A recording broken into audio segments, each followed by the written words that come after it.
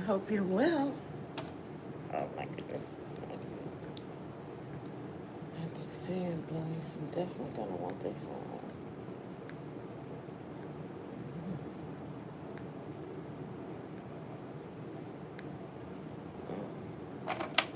Let me get 1 second to get this here situated, so we don't want that background. My son, he likes to feel the vibration of the fan on, and I keep it on for him all the time. And so, even though I really don't need my microphone, I need my microphone because between the air blowing and my fan blowing in here, um, I don't want that background noise, of course.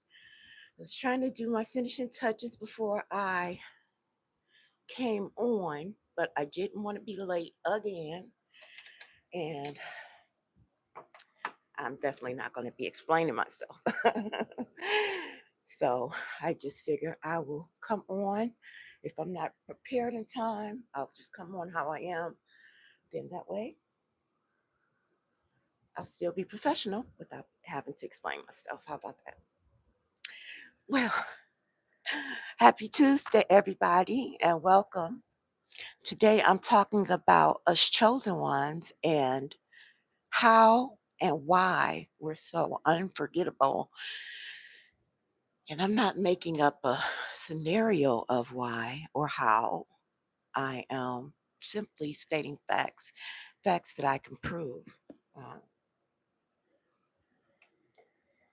and usually, what I'll do is I'll go on TikTok and I'll set my camera up and make sure my mic is working and everything. Do my 1-2 on there. Um, not going live or anything, but just doing a short post type of thing, just to see, make sure that my ducks are in a row with my hair and my sitting position and everything. Um, but I didn't have time to do that today, so hope all's well. Um, I'm gonna start with the full armor, shall we? No word like a covered word, no message like a covered message. So I'm starting at Ephesians 6 and 13. Wherefore, take unto you the whole armor of God, that ye may be able to withstand in the evil day. And having done all to stand, stand therefore, having your loins girt about with truth, and having on the breastplate of righteousness, and your feet shod with the preparation of the gospel of peace.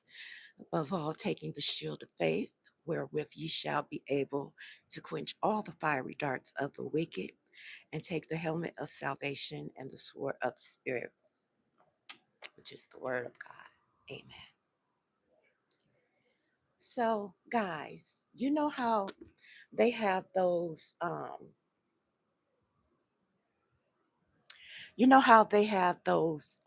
documentary series about people, where are they now? And then they'll have somebody who was in a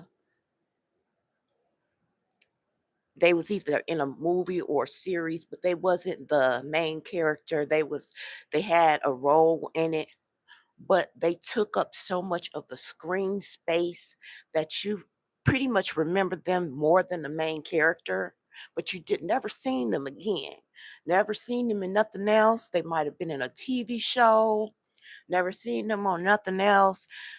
They played their role so good on that TV show or on that movie that you remember them to this day. And when you see them come up on the Where Is They Now? Where Are They Now?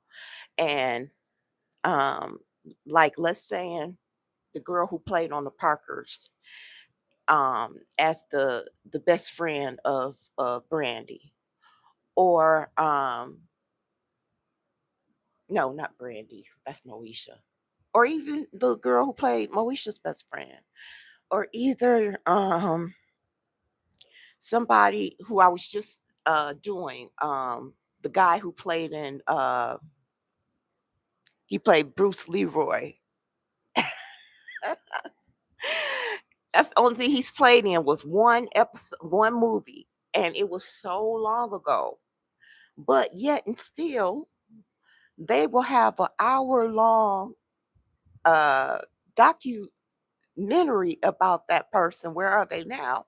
And you will watch where they from, what school they went to.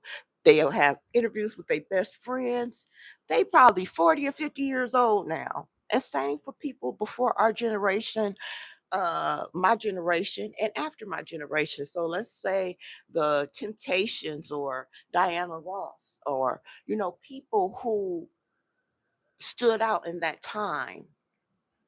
Well, those are main characters. But like with the Temptations, whenever you have a group, every member got to stand out on their own. You have your favorite members, but let's say the oldest. Even him, that ain't nobody come to see. Um, but that's how you are chosen ones. It's like the reason why you're so unforgettable is because you're so different. It was a time where being peculiar was uh weird. But now being weird is having the energy of someone who is pretty much it's not peculiar anymore. It's weird people who stand out in the kind of way we used to stand out when somebody called us peculiar. That used to be sort of like a backhanded way of saying you're weird. Let's just say you're peculiar. And like to people that you've been involved with and you've moved on, but they could never really move on. They move on, but they never really forget about you in a different kind of way that they don't forget about their exes. Let's keep you right here. I'm trying to get the best angle because I didn't do what I was supposed to do before I came on. I'm not going to do that again. So I want to be comfortable, making sure my everything is right. But let's say, but no, because with you, first of all, let me say, where empaths are concerned, it's only 2% of the whole world that are empaths. I don't know if you knew that or not. 2%. And a lot of the collective are made up of empaths. And with narcissism, everybody got a little bit of narcissism in them. That's just the part of you. That's just really the spectrum of it makes it where if you're narcissistic. But with empathy, everybody don't have empathy in them. Some people have zero empathy. Some people have not only narcissism, but they have uh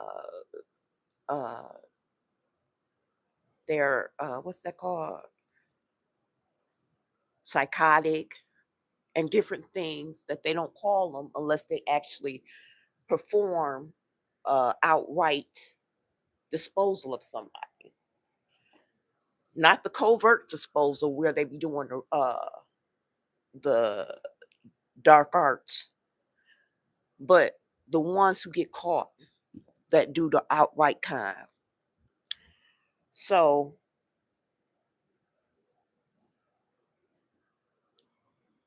let's think of the fact that you are a natural healer, even before you get to know yourself, even more because you are naturally a giver and not a taker. You're a faucet and not a drain.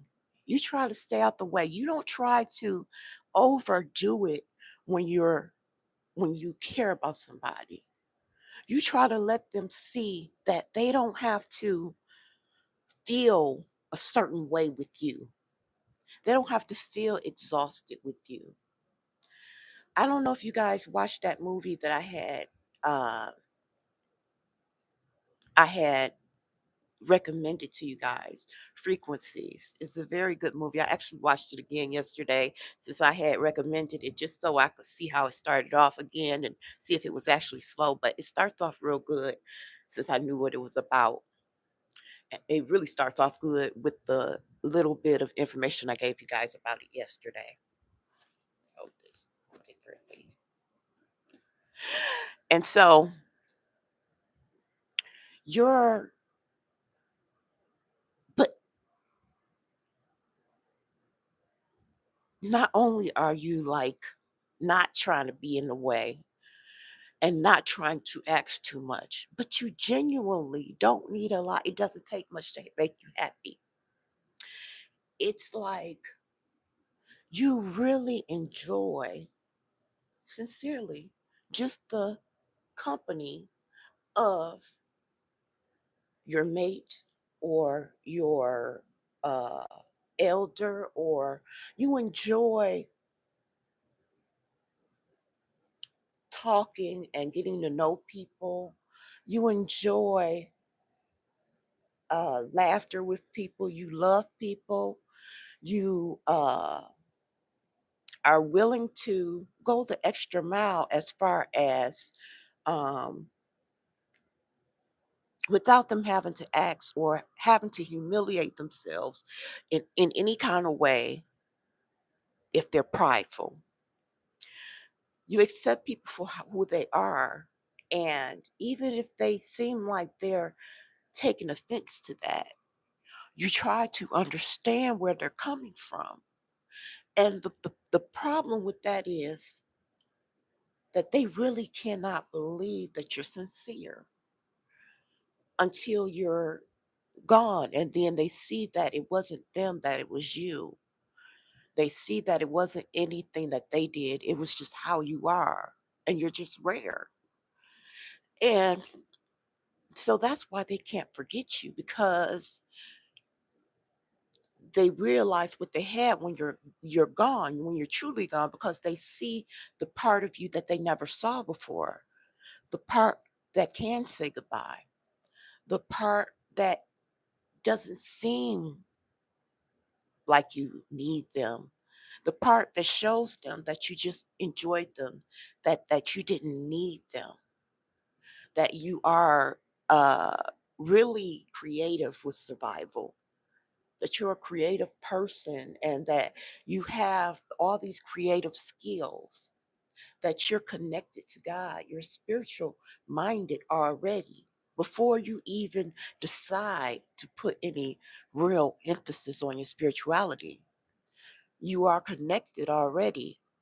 It's just something within you that you really can't you really can't put a finger on until you activate it. And usually you don't activate it until you get so hurt that you decide to get up. A lot of stuff you take laying down because you already feel as though you have a lot of presence. You already know that. But because so many people have been offended by your presence so often, you try to peel it back.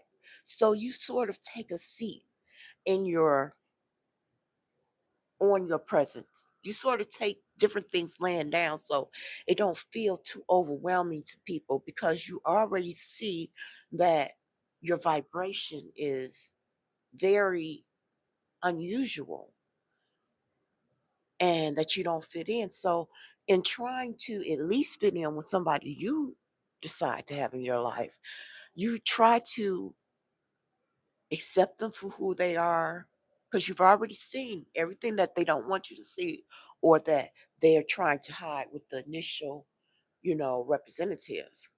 But you're likely attracted to it. But you just feel like after you nurture the part of the person that's hurt, once you show them that you are there to be um, a true companion, that you have the utmost respect for them, that and you try to sort of fit in their world where it's just like try to fit in where you feel they need you so that they don't feel so that they don't have to feel uncomfortable with you, so that you can just sort of vibe into that. Oh, man, we really actually fit. I know that I said that I was, you know, not going to take her seriously, man, but we actually spent the night together and we was talking most of the night. I really actually enjoyed talking to her. She really actually, I mean, we was spooning and everything. I wanted to hold her. I was surprised with my own self. I woke up making breakfast this morning because I wanted her to stay. Yeah, I know, but she was drunk because, she really not like that. If you get to know her, man, because they be seeing stuff in you that they didn't realize they might see. Then when they start feeling too much, then they pull themselves back like, oh no, no, I see what she doing. I see what he doing. I see through all that. Hmm. They almost had me. But you're unforgettable. Why? Because you y'all know how Marilyn Monroe, I believe that if she was not in the industry, I believe she was an empath because her real concern and regard was to love. And everybody that you hear talk about her says that she was not only beautiful, but she had a light around her, that she had a certain aura, a certain presence when you met her, that she made you feel so comfortable and warm. And that is the essence of an empath or a chosen one. And it's just like, but when you get distracted on a path like Hollywood, or when you're with someone who you really, really love and they're breadcrumbing you, keeping you distracted or whatever, and you choose to sort of just stay in it or you're trapped in it or whatever the case may be.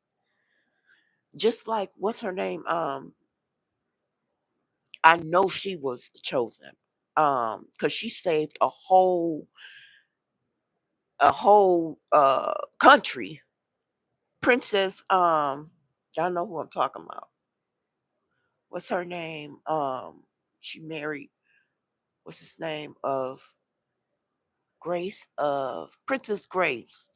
Grace Kelly, the actress who wound up marrying that that king or prince and having children with him. When they first got married, they had to go off for 7 days. When they came back, she looked it really small.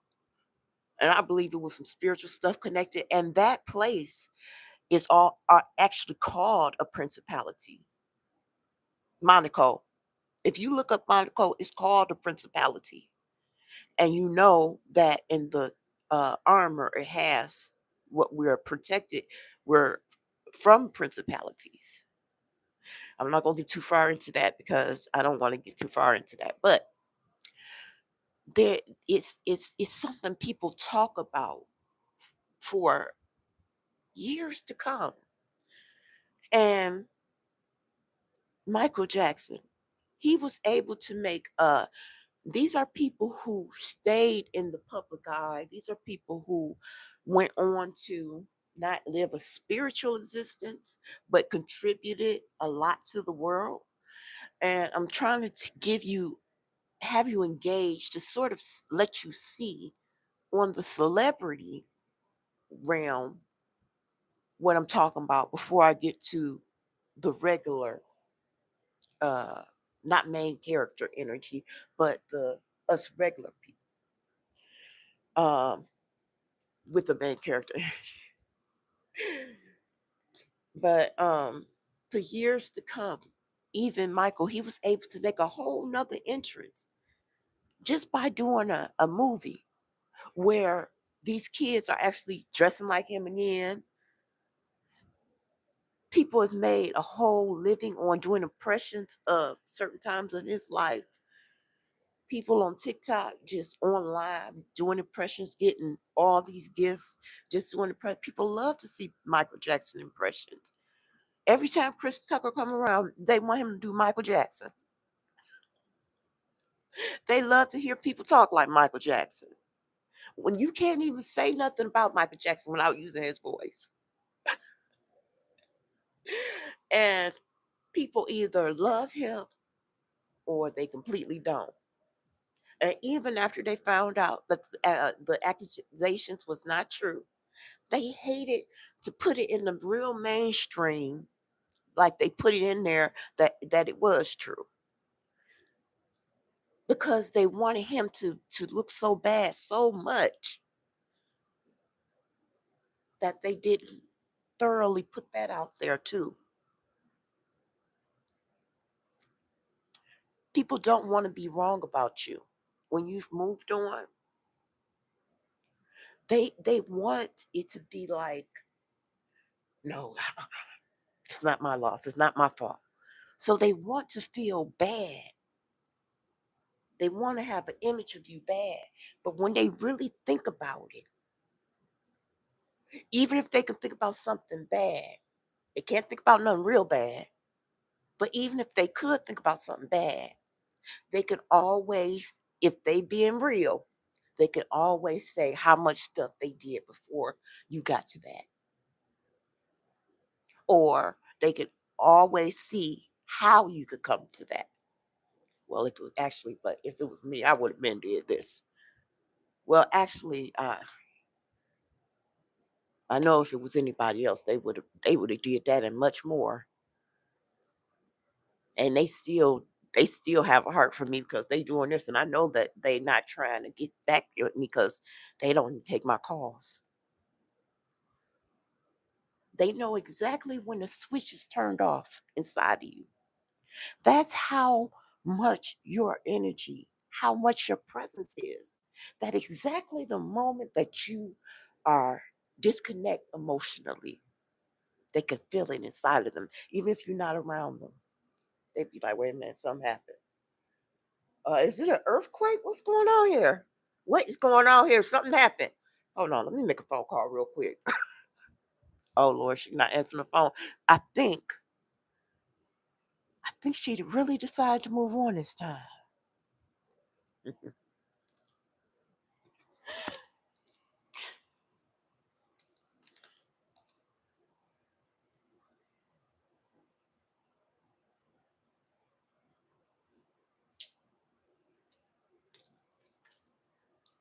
Mm.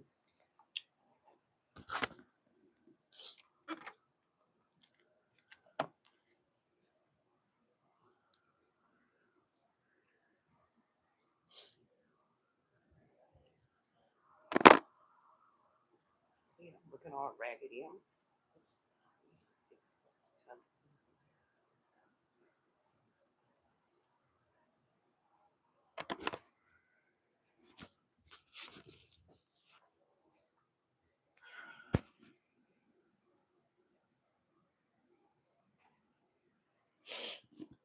And it starts with my crown today, but I just didn't have enough time.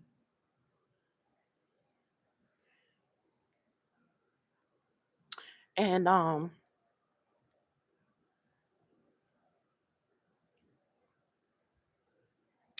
you have the coolest ideas in love. You have the most thoughtful,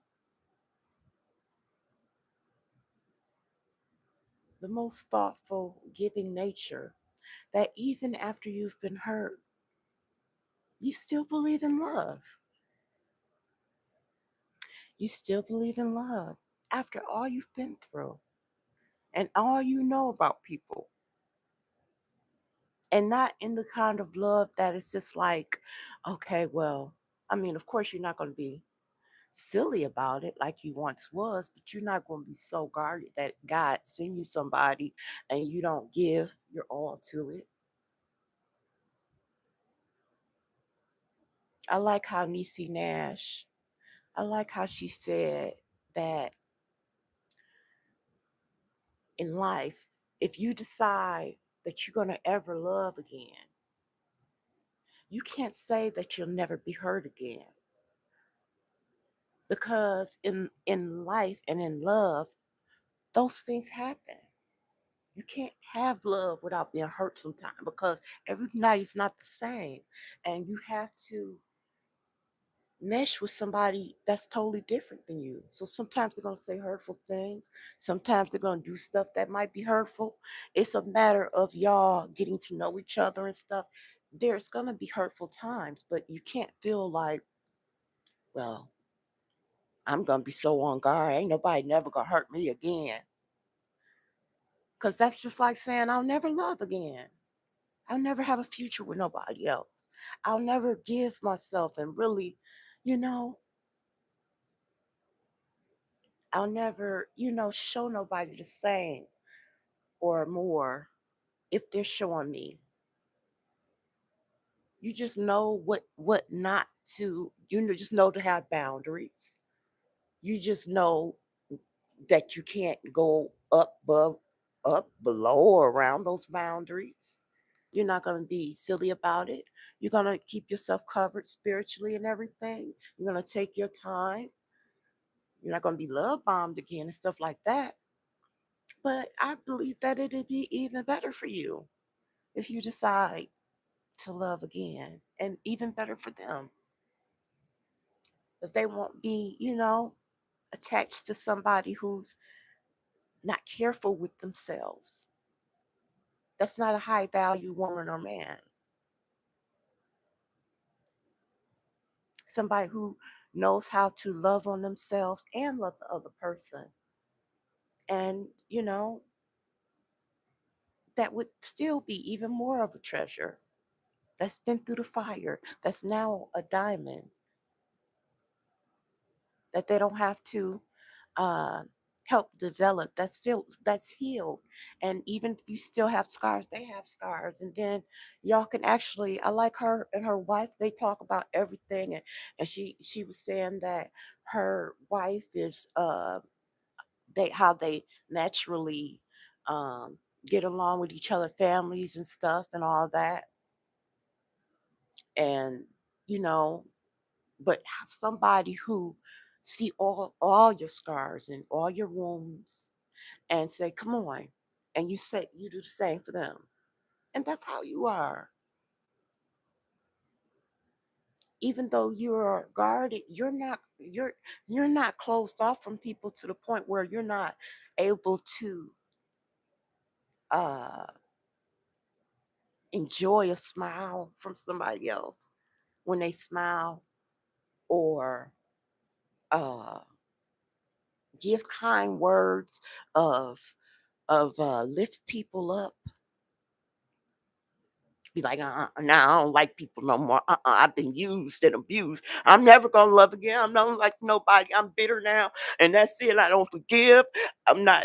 I'm just gonna do me. It's just gonna be me and my children, and forget a man, forget a woman. I'm not gonna ever have them around nobody, and I'm not meshing families. I don't care. I'm just gonna do me, and I'm gonna go to work, come home, and that's it. No, no. Because after you go through all you've been through, you think you're gonna be living a humdrum life. Heck no, not you.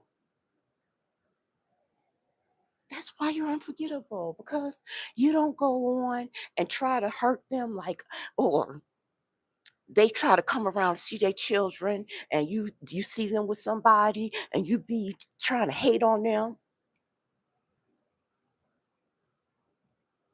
I had put my son's father on child support. And that was only because I wasn't seeing him at all. I didn't know where he was. They had to find him. And I was getting assistance from the state. I wouldn't have even had did it. but I needed help. I needed food stamps. I needed help. I was fresh here, new here, and I had to get on housing for a step up. And they had to find him. I had to give them his information.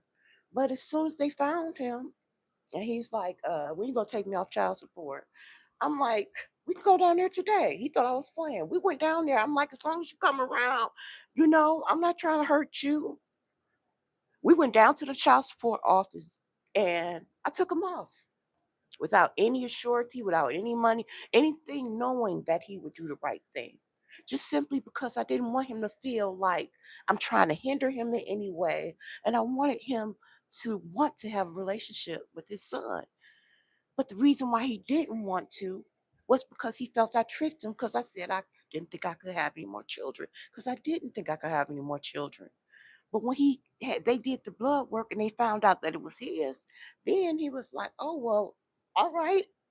So I understood where he was coming from, and it was just like, "Look, I'm not trying to hurt you. You could come see him anytime, and I don't care if he's involved with anybody. I don't have to." Out me knowing that, well, at that time, I'm like, as long as he know who she is, you know. But now I would have to meet somebody because different things. But I would like to know who he's around. But I'm not trying to hinder him in any way or hate on him or trying to. He could pop up over here anytime based on the fact his son is here. But he knows that I have my own life if I was seeing somebody or something. That's my prerogative.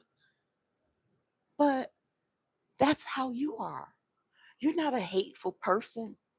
You're not trying to make waves, kick up dust.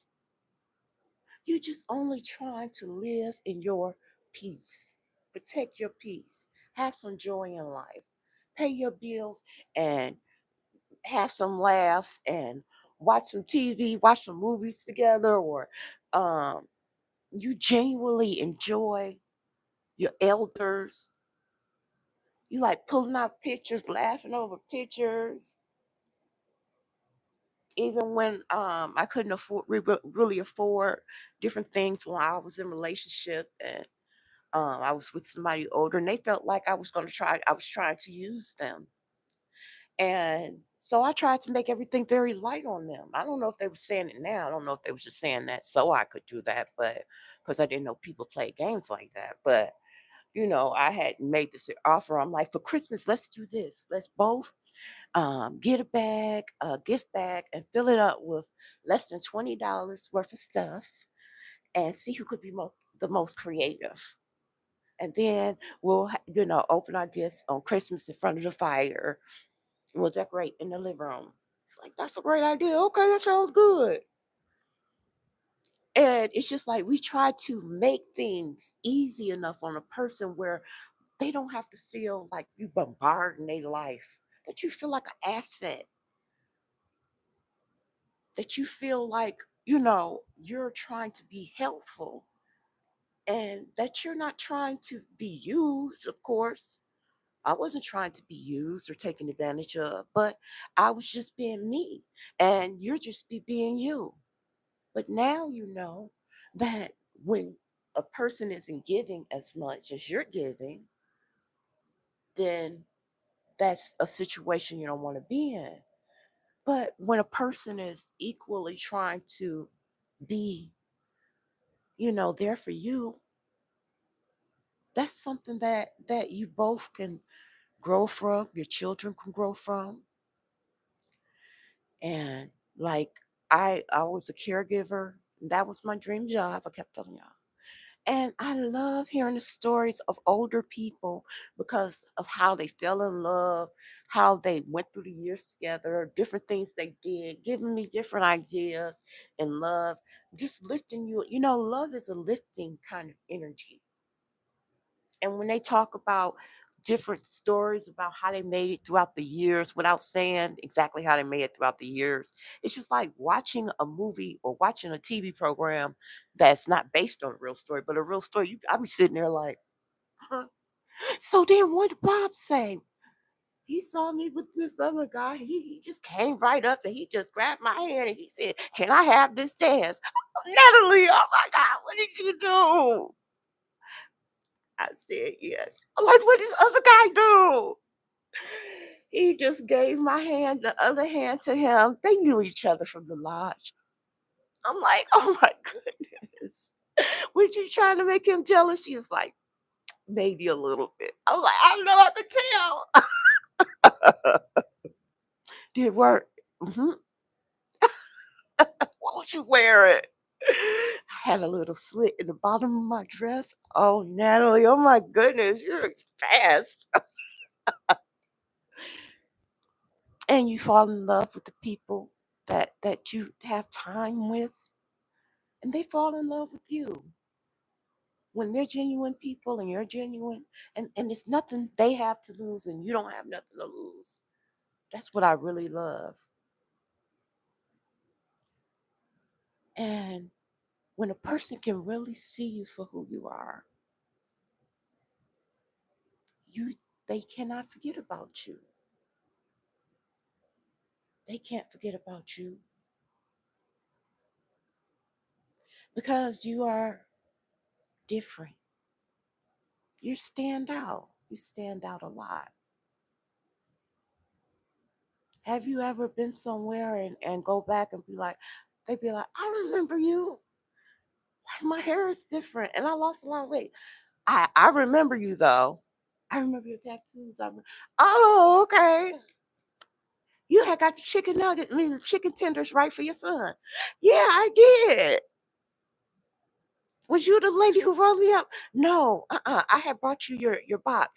Oh, I'm like, how'd you know? The receipt. I'm like, oh, okay.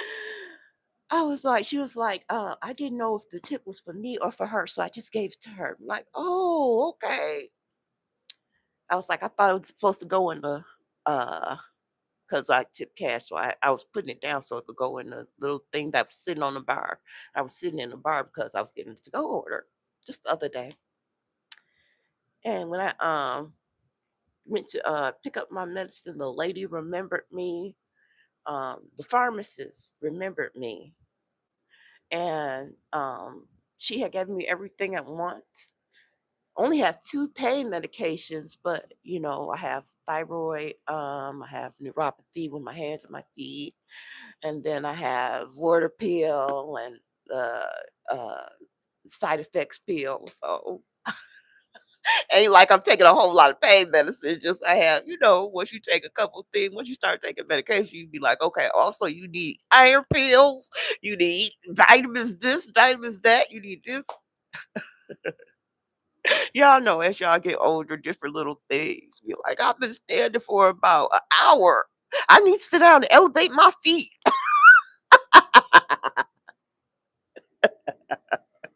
before I have to take a water pill.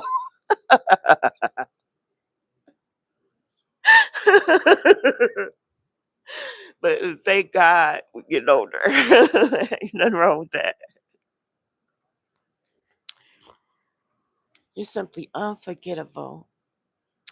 I think about different people that I went to NA with, and sometimes I reflect and I think about their stories, and I think about different things that stand out to me about going to different events where they'll be getting their 5-year chip and they invite their whole family and all the 5-year chippers, they be all, they all have came in around the same time. They've watched each other grow. And there'd be a few people in there that I know was empaths because they would be the first there to set up the coffee, to set up the chairs, and they're not getting paid or nothing. They just only wanted to make things as simple as possible for people when they got there. They're always the first to get there and the last to leave simply because they want to help things go smoothly. That person in your family that might plan the family reunion when ain't nobody else thinking about the family getting together, but they would like the cousins to meet each other, and so that as they get older, maybe they'll connect. Like, I got a cousin that stay in Milwaukee. I got a cousin that lived in Atlanta. I met them one time. I need to. Hi, hey, auntie, whose son was that I met? Oh, that was such such son. Can you get in touch with them? Because I wanted to go out to Milwaukee next summer and for that Milwaukee Fest. And I'm just making up something. I ain't going to Milwaukee. But I'm just saying, these people are the people who make themselves, not because they're trying to, but they just make themselves, they just have a presence. And you just notice the things that they do because they do it with so much care. You do it with so much care. And you don't like you don't like people feeling secondhand or third hand embarrassment. You don't even want to embarrass nobody by having to say what you got to say to them. You're like, oh my God, I got to correct them. Oh my God, and I got to correct them hard because if I don't, this is the kind of person that you can't play with. Oh my God, I'm about to embarrass this person so bad because they think I'm a pushover.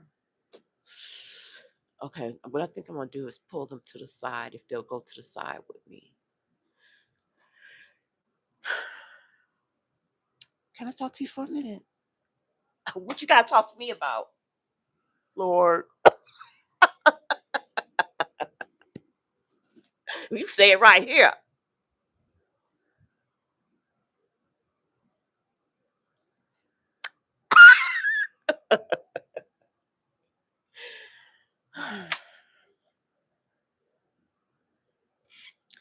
And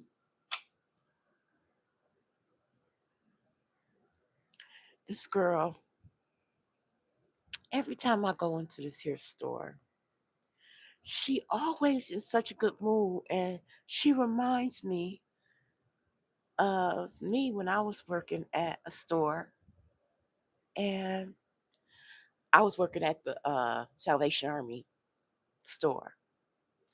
And they would give out these here vouchers for mothers who went to the parenting classes. And that's how I had got the job here.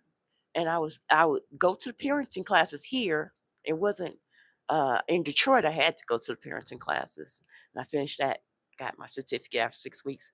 But here I went so that I could get the clothing and there'd be new clothing. They give vouchers and they give you new pampers and stuff like that. And I needed that stuff. I was staying downtown, so I would go in. So I wound up working there at the place.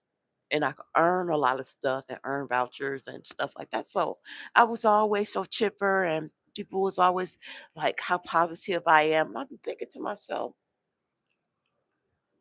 damn, they must come in contact with a lot of mean people. A lot of must be a lot of mean people in the world because people always say how nice I am.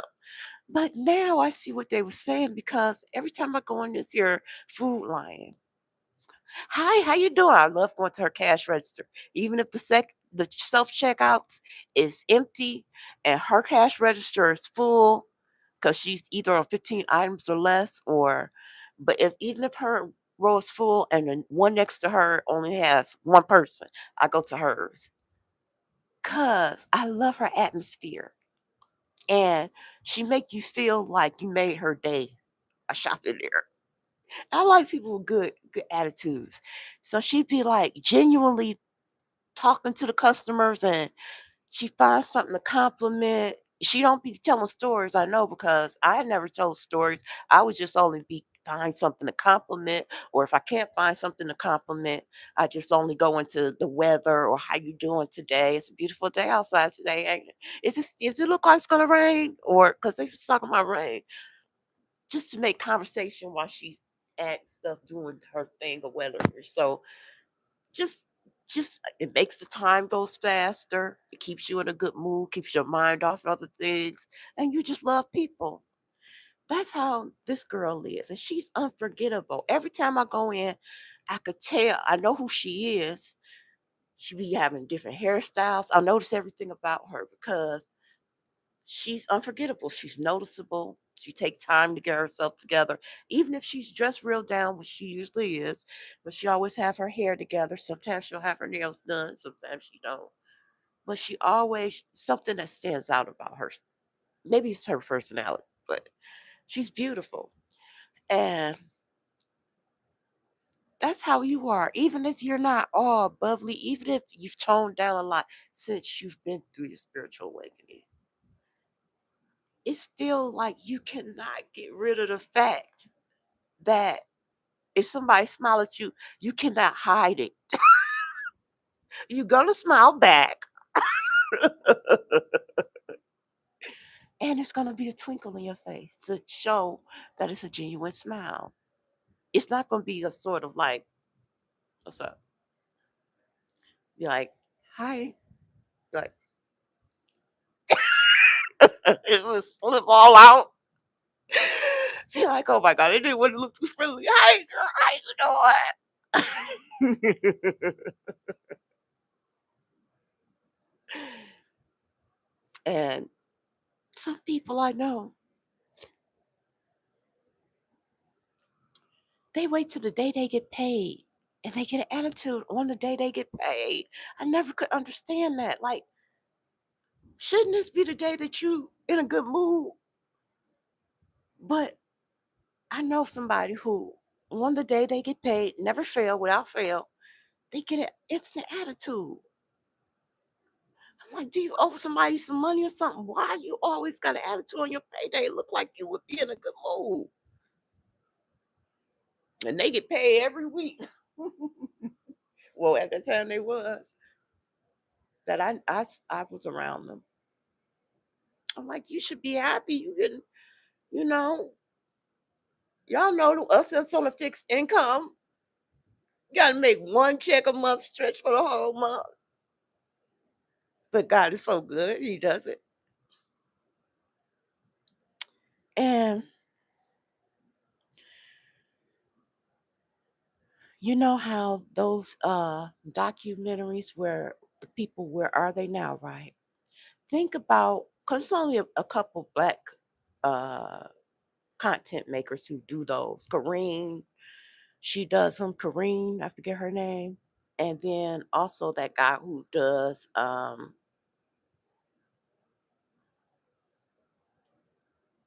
what's the name of that? Um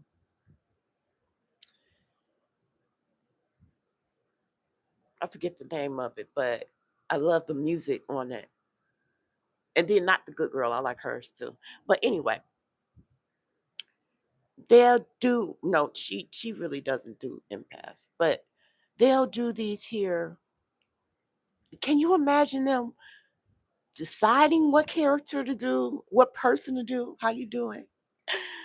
And deciding and then actually going through finding out their whole history. And all they did was make one appearance in one show, but they were so unforgettable. They go through all this. You imagine if the show was on for an hour, how much research they had to do.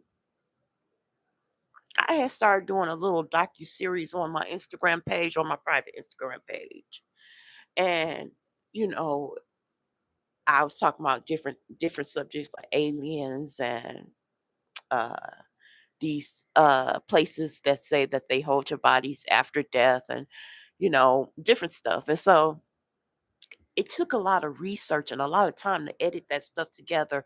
And then it'd be like some stuff is copyright, so you gotta know how much to put in. You gotta put in pictures some places and actually fill that space in with speaking. Then you gotta add, it takes a lot of editing. If it's for a whole hour, then you can believe that it took a couple days to put it together, because you got to do the research, you got to put it together, and then they put it together so nicely and professionally. And then sometimes all they do is just rerun that one thing of what the person did, That one line they had or two lines they had, and then they just show pictures of when they was younger. They tell the history, they tell what happened after that, and then what they was doing over the years or whatever, how they passed away, or if they didn't pass away, what they're doing now today. Then they'll get the recent updated of people that talk to different people that they knew and different stuff like that because of their presence. And a lot of times people who are empaths get caught up where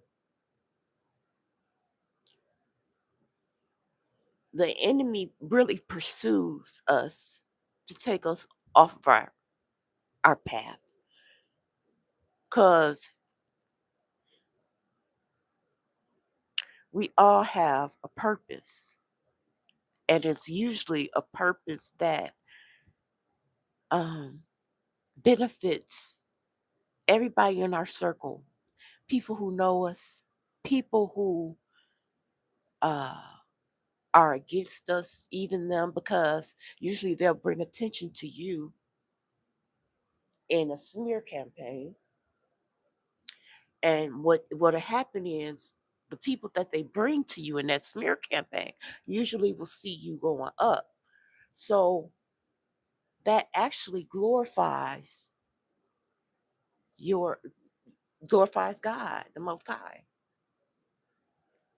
because they see where you came from. Usually they be thinking that you can't make it without them, or everything that you was giving to them was because of something they did. Instead of it being who you are, they feel like it was something they did a lot of times. Sometimes they feel like the sometimes they feel like, let me change this here view a little bit because I like to get a little more interesting, this different view here. Sometimes, oh, that's nice. I like how that light hits right there. Oh, I should have started like that. Tomorrow I will. So some some sometimes it's like they know who you are from childhood, and they will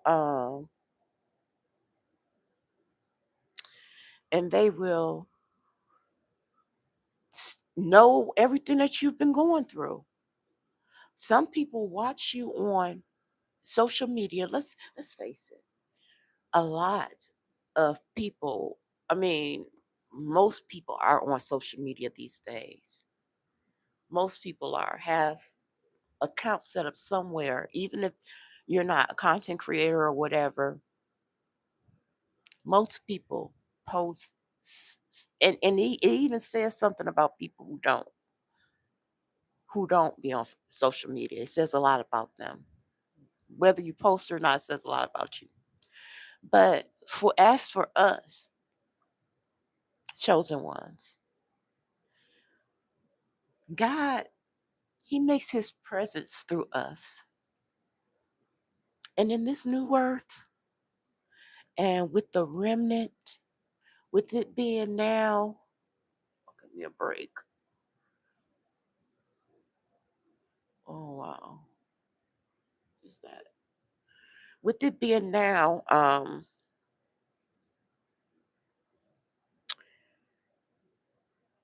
so much of a colder place, and I say so much of a colder place because from the top, everything goes from the head down, and it's so much less sympathy and empathy in the world.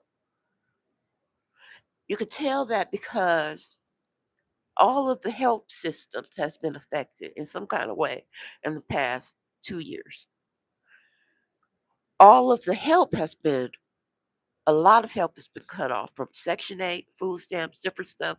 Even if like me, even if that don't affect you, medical has definitely affected everybody. Or student loans, where at once upon a time you could depend on paying your student loans as you could. It was not no urgency, but now they'll take it straight out your tax money. Um, so even in the professional capacity of things where help is concerned, everything has been affected. People's attitudes in customer service is not as professional as giving in a lot of cases. And when they are, I go out my way to make sure to let them know how much I appreciate them. And I go out my way to tip somebody who has given me good service, has went shopping for me, has substituted my stuff or allowed the the thing where I chose my substitutes, be like, okay, well, this isn't in stock either. Would you like to have it shipped to you?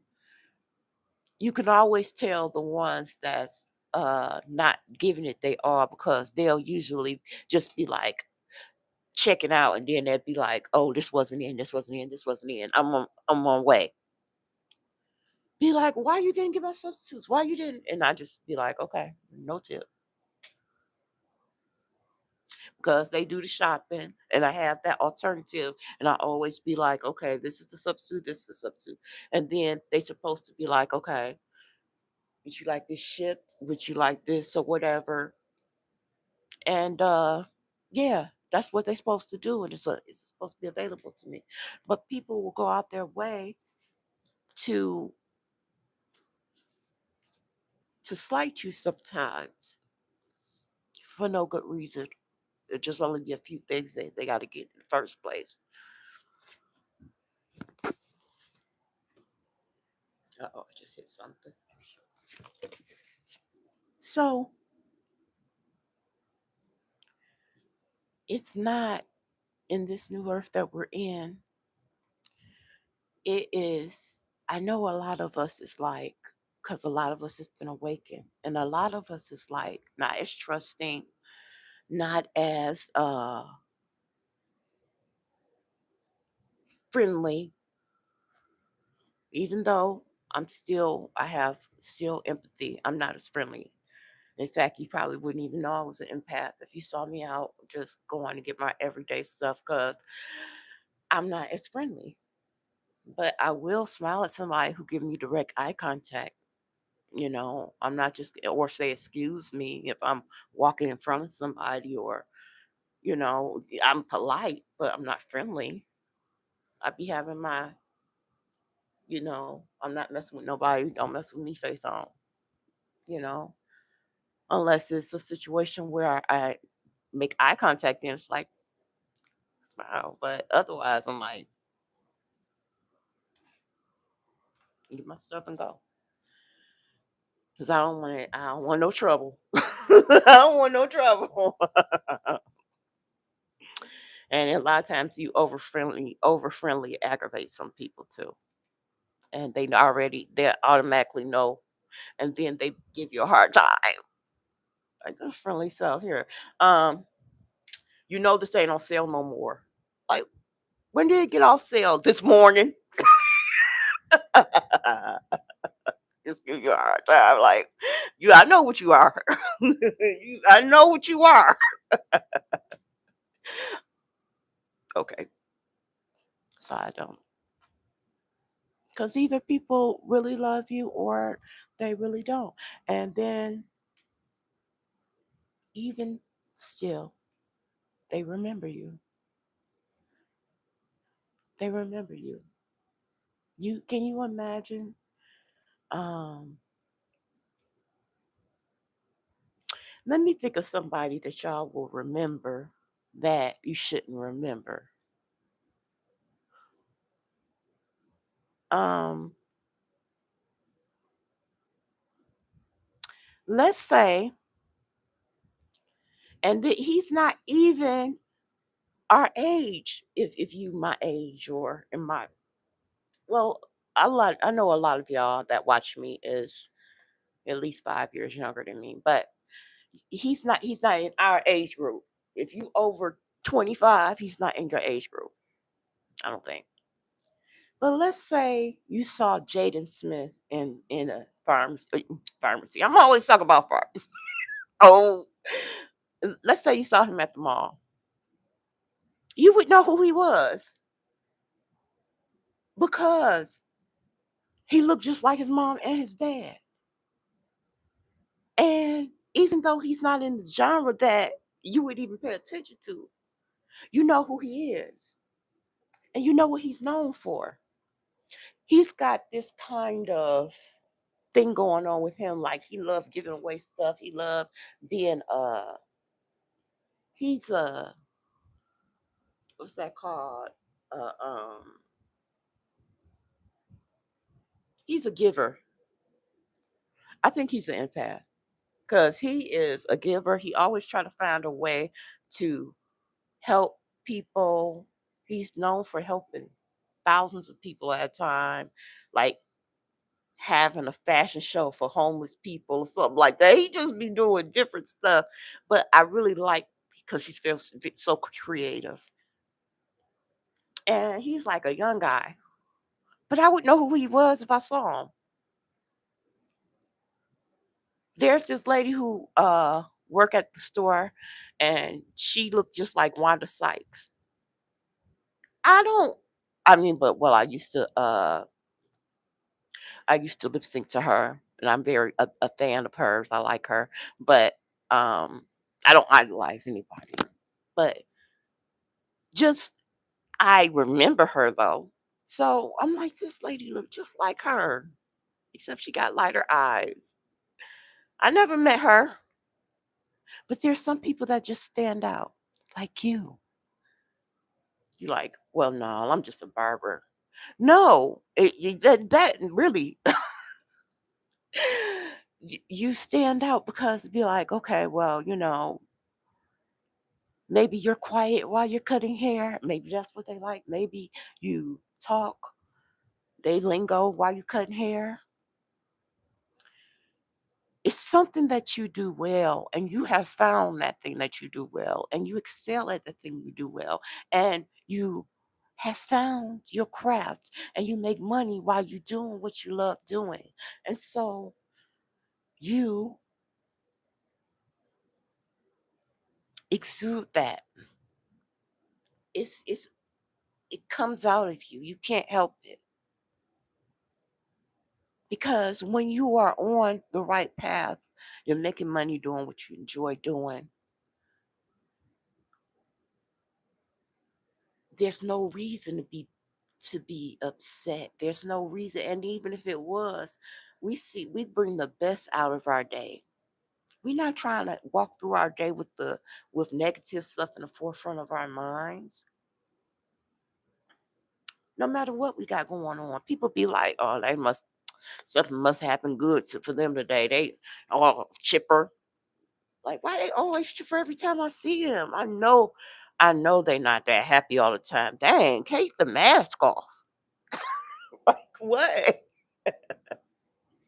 That's why when people do smear campaigns on you, that's why a lot of times people join them because they feel like you're wearing a mask sometimes if they don't want to like you. Because you're always so um positive or try to be positive. So they feel like in combination with what they're hearing or how how they want to feel anyway, they'll be like, you're wearing a mask, as opposed to the person that's talking about you. Because the person that's talking about you isn't always all chipper stuff. They usually just I was watching this here thing where they was like, people do not like dark skin. Uh what's that called?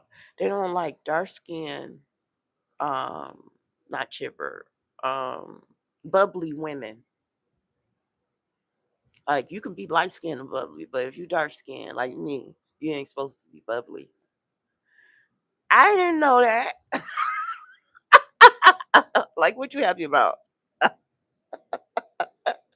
You need to come off that blonde hair.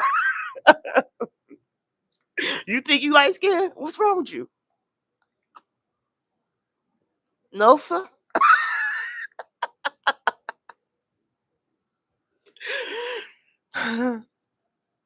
People. But you're so well needed in this new earth of ours. You are so, people don't realize how much you impact the world and how all of us together in our little spaces in the world, how much lighter it is because of us.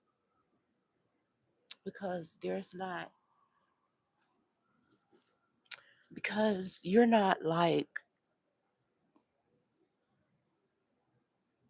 the average as far as trying to get revenge, or as far as trying to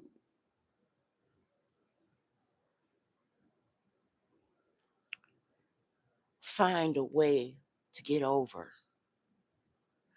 You're a pleasant surprise. You're you glow in the dark.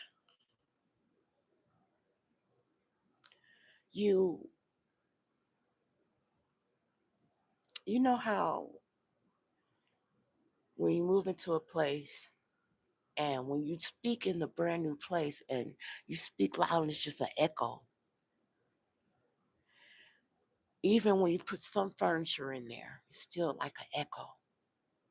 But when you put pictures on the wall and when you put carpet down, you don't hear no echo no more.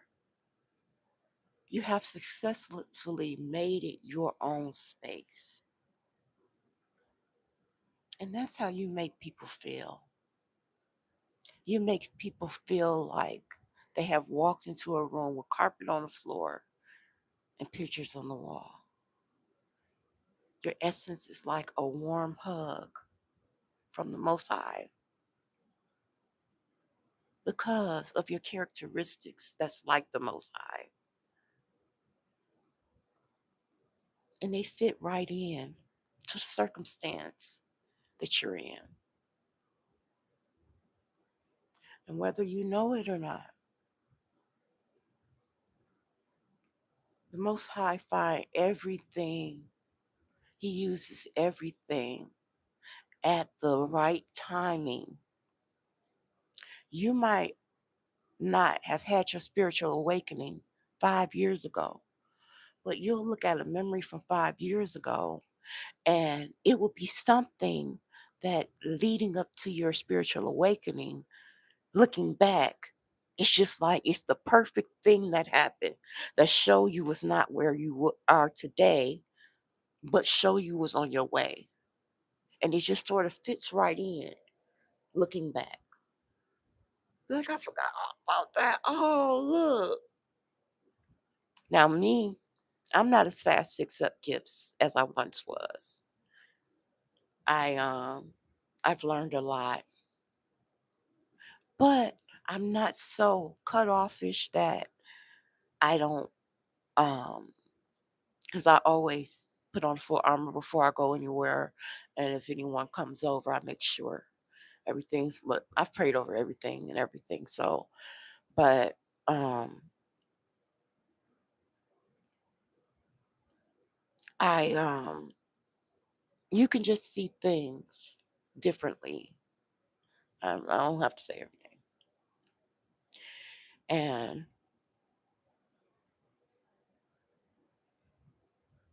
you can see your progress. Some things you look back on and you be like, oh my God. And you sort of cringe because it's just like, because you realize how naive you were. And you realize how uh, green you was. And with knowing what you know now, looking back, it sort of just feels like, okay, I can sort of understand why people aggravate me at that time. 'Cause it always felt like I had went over and beyond to do too much.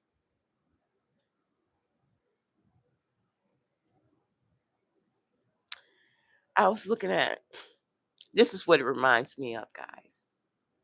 You know the lady who was in 227, Jackie Harry. So Kim Whitley, I think her name is. That was in Friday.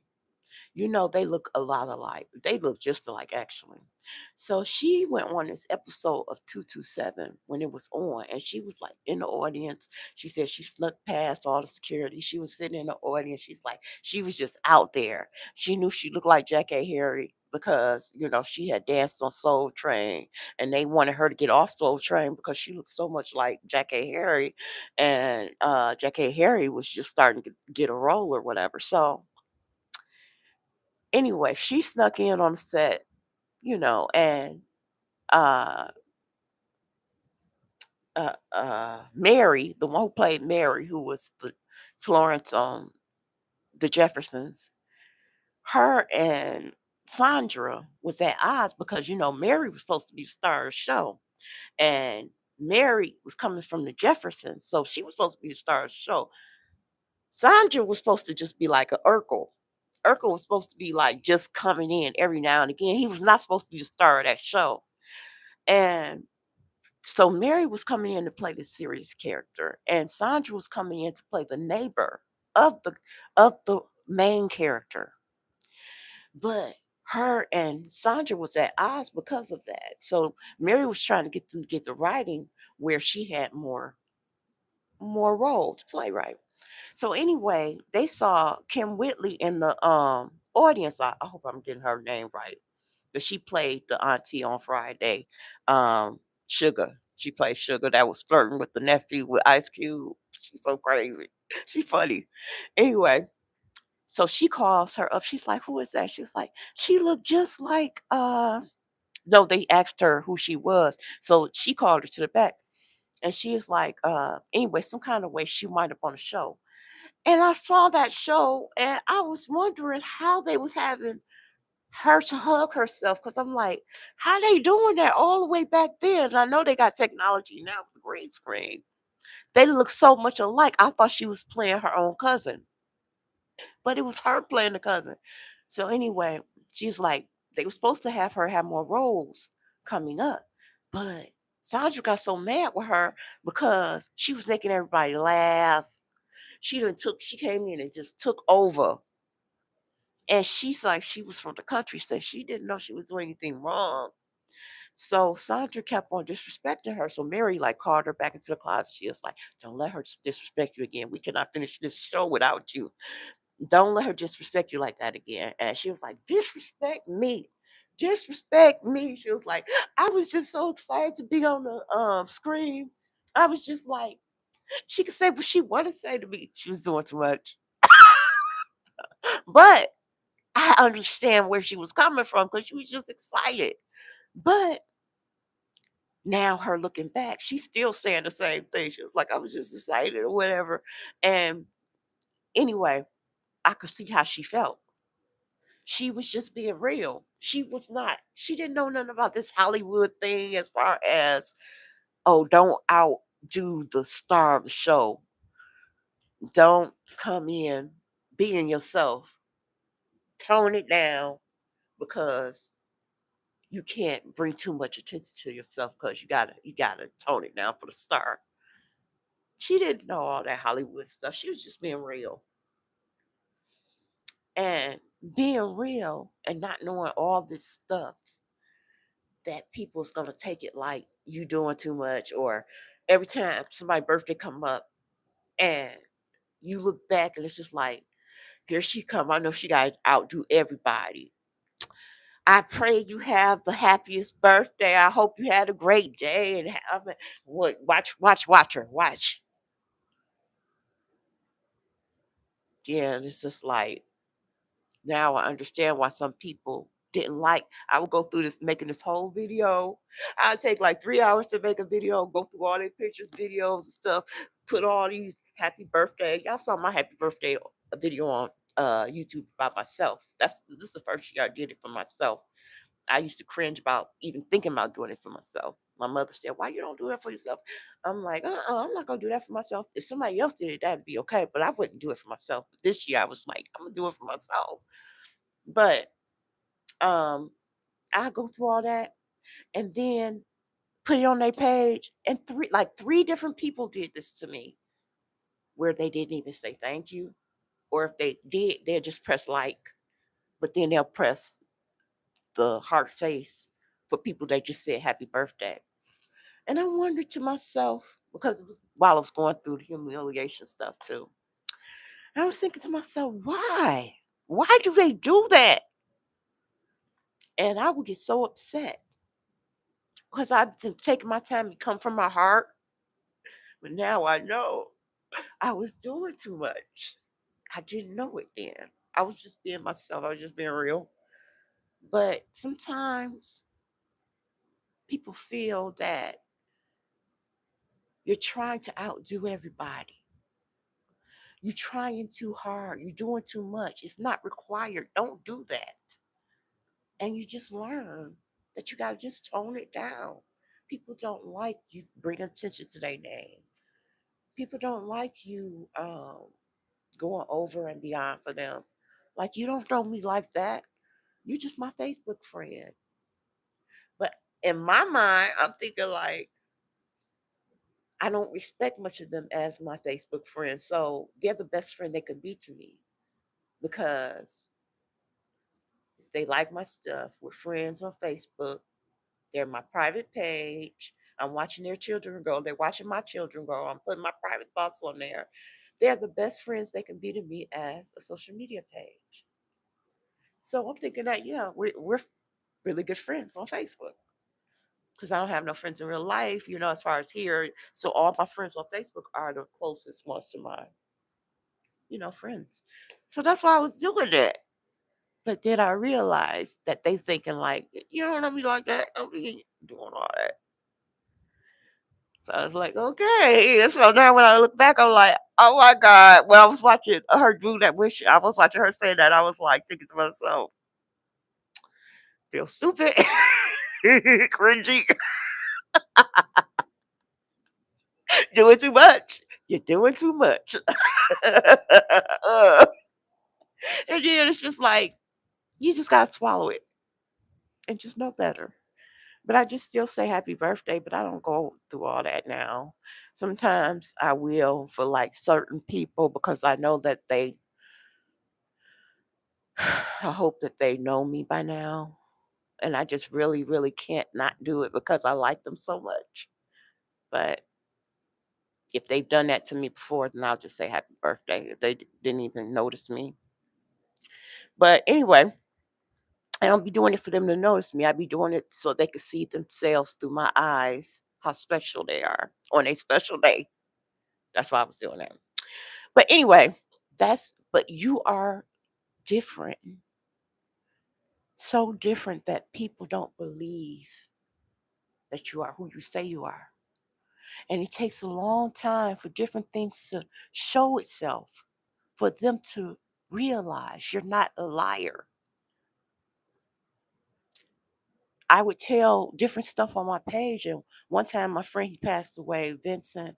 One time, he was like, and I never did it again after he said this. He was like, you be having stuff happening to you all the time. Unbelievable. Because I would tell about dogs chasing me, people letting their dogs out on me having a taser gun with me walking around the airport, the airplane taking off, feeling like it's pushing me onto the street. And so I would tell different stuff on my Facebook page. And I didn't realize people thought I was lying until he said that. He was like, every other day you got something happening to you. So he said something and it just hit me like, wow. It hit me like I was a liar. I was telling I was on the dance show for 4 years, and somebody was like, 4 years?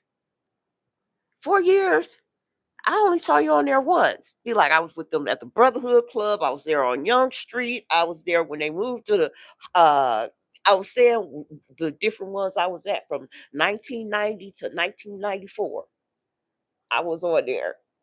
I was on at least 30 episodes. And I had to actually show the different ones of me being on there. Because even people who was on there were saying that I was not on there for 4 years. And I have had to, as time has went on, that's why as you get established, that's why I was saying about us chosen ones. It takes us getting established because your energy is sort of very big. And when you tone yourself down and then it comes out a little bit at a time big, then it feels like you are overdoing it, like you're trying. But really, you be trying to tone it down. You have to try to tone it down. And it's really bad. It's bad, but it's good because the more people know, the more people, as time goes on, the people that you've been involved with, they see that that's your true self. They see that they have misread your intentions, and that's why you can feel good about yourself when you go to sleep at night, even through all the stuff you've done in your life, because you've not been always an angel. And I've done a lot of stuff, and I totally was not no angel. But I wouldn't, I mean, a lot of stuff I did then, I wouldn't redo, not using. But while you using, yeah, you're gonna do a lot of stuff that you would not do not using. And so I'm no different. I did a lot of that stuff. But there were some places I drew the line, and that was it. There was places I drew the line. I'm gonna say this and I'm gonna go. Before I scram and get out of here, I did not know that, I hope I don't get cut off. I did not know that maybe TikTok does this too.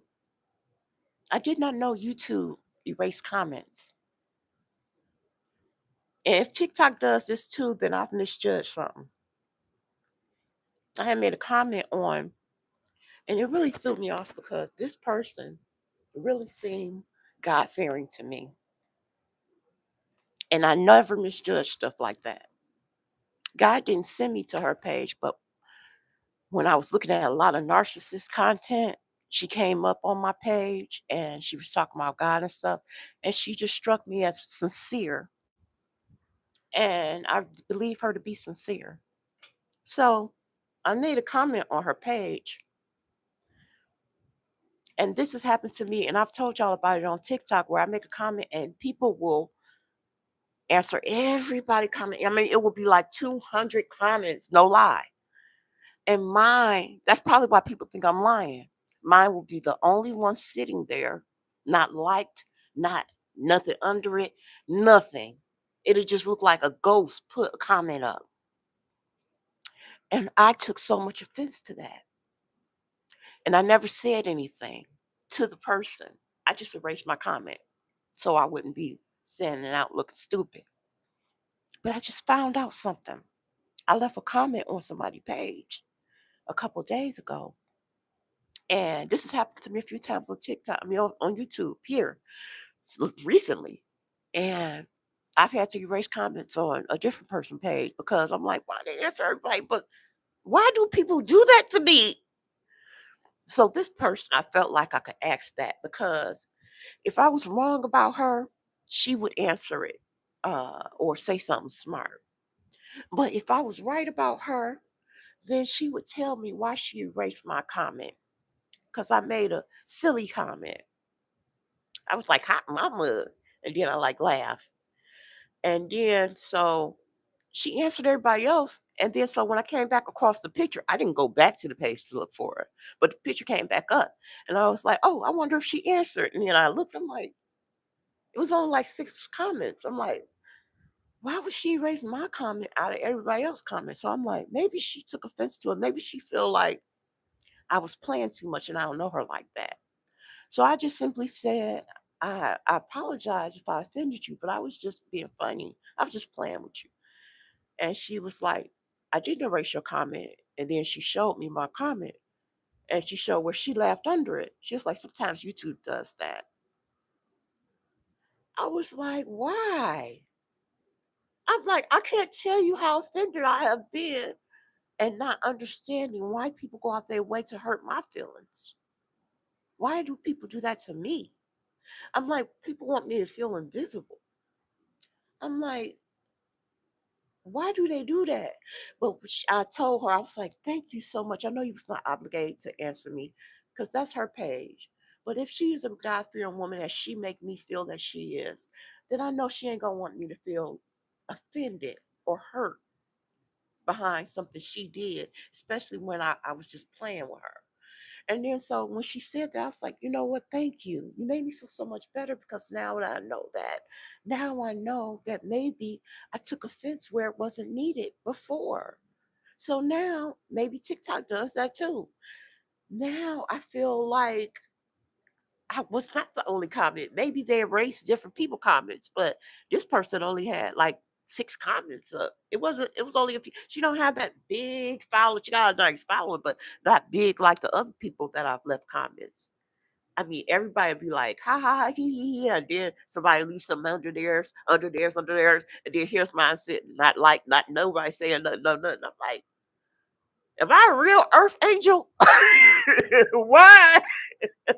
Why is mine the only one? I've said this before. But I just wanted to say that before I got out of here. That if that happens to you, don't take offense. Don't feel bad. I hate for people to feel like that, and I feel like that because that is something that happens. I don't know why, but that is something that happens, and it makes me feel a lot better knowing that that's something that happens.